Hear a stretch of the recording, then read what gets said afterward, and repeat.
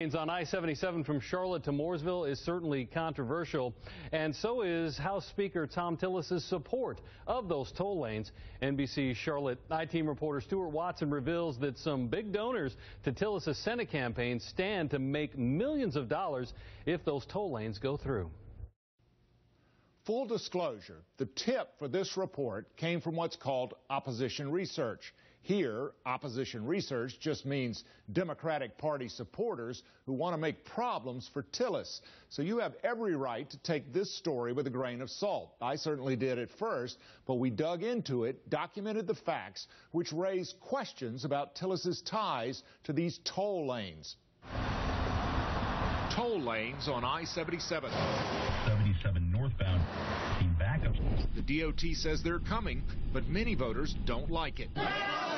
Tom Tillis supports lanes. I think we have to take a serious look at toll roads.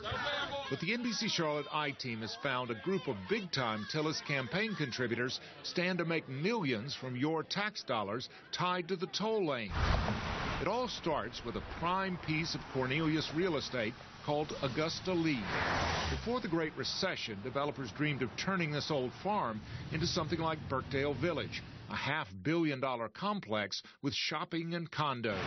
But in the recession, the deal went bust. The bank took the land, and they sold it a couple of years ago at the relative bargain of $7 million to a group of executives from a company called ACN. Hello!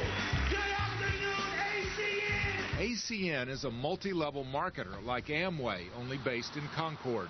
Its pitchman, Donald Trump, promoted ACN on his NBC show Celebrity Apprentice. They run a company called ACN, which I know very well. But ACN executives needed one thing to develop Augusta Lee, a new exit ramp off I-77.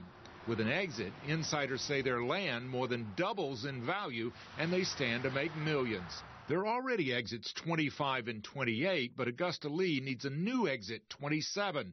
But to the DOT, it just wasn't a priority. So who would pay for it? Well, here's the thing. The toll lanes come with all new bonus funding, taxpayer money which could pay for exit 27 and then some. It's roughly in the area of $150 to $160 million. Charlotte transportation planner Bob Cook says the state's never offered that kind of money before. The bonus allocation is new money coming into the region related to a toll lane project. So if you take the toll lane, you get the bonus money. You get an incentive. That's correct. A little sweetener. House Speaker Tom Tillis supported the law with the bonus fund tied to the toll lanes. The governor signed that bill last year on June 26th. On June 27th, the very next day, a group of ACN executives and their wives donated $26,000 to Tom Tillis' Senate campaign. Tillis declined to speak with us, but his spokesman said the timing of the donation is just a coincidence because Tillis had a fundraiser that day. There's no connection to be made there. Try to make that kind of connection is just a leap that I think is going to be very difficult to defend.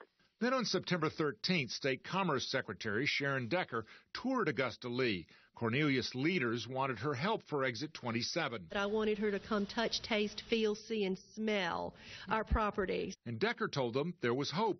And here I've sensed a real desire for a common vision for this community. The Commerce Secretary toured Augusta Lee on September 13th. On September 18th, 5 days later, a company called TC Investor donated $25,000 to a super PAC, Grow NC Strong, that backs Tom Tillis for the U.S. Senate. TC Investor is managed by a company run by Robert Stepanovsky, founder and chairman of ACN. It makes it harder to track down who is actually providing this money and who would stand to benefit from it. I showed Kurt Noss the dates of the campaign contributions. He's fought the toll lanes, but voted for Tom Tillis. Based on what you're telling me, that certainly has an odor to it. A lawyer for ACN declined our interview request, but sent me a statement saying the timing of the campaign contributions was purely coincidental. The alignment sure seems suspicious. Whether that was coincident or not, the alignment does look suspicious. The original developers of Augusta Lee offered to front the money to pay for the exit and to widen I-77, then get paid back through property tax credits.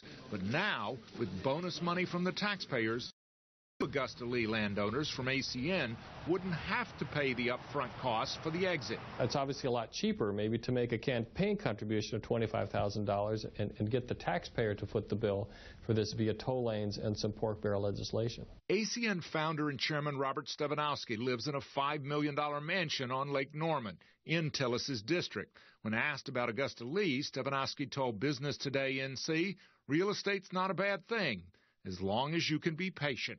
Tillis' spokesman wanted us to include that Tillis supported an Exit 27 for Cornelius, going all the way back to his days as a town commissioner there, long before the ACN execs bought this property.